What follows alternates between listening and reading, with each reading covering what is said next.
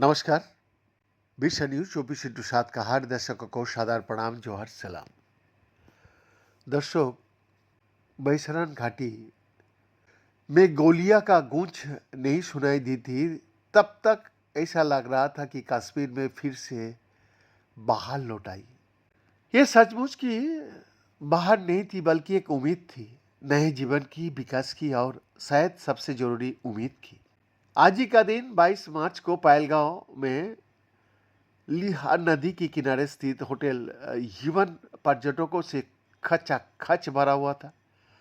Hotel परिसर का अंदर कैफे बिलो में एक ठंडी शाम के दर्जनों लोग कतार में खड़े थे। ये बैसरन घाटी में हुए नरसंहार से ठीक एक महीना पहले की बात था। मार्च का महीना होने के बावजूद हैरानी की बात ये थी कि बर्फ अभी भी वहां मौजूद थी। नदी के पथरीले किनारे के सामने बने वेटिंग एरिया में लोगों को बस एक कप गर्म कॉफी और एक गर्म खाने का ही फिक्र थी। अपनी जान का डर किसी का मन में नहीं था। एक महीना बाद वही होटल लगभग खाली पड़ा था। वह बस कुछ पत्रकार, उनकी कैमरा टीमें और होटल का स्टाफ ही मौजूद था। वहां से महज 7 किलोमीटर दूर पाकिस्तानी आतंकवादियों ने 26 बेकसूर नागरिकों को गोलियां से भून दिया था। छुट्टियां पर आए लोगों की पहचान उनके धर्म के आधार पर किया गया और फिर उन्हें बेहद करीब से गोली मार दिया गया और वो सब अपने प्रियजन अपने आंखों का सामने दहशत में देखते रह गए।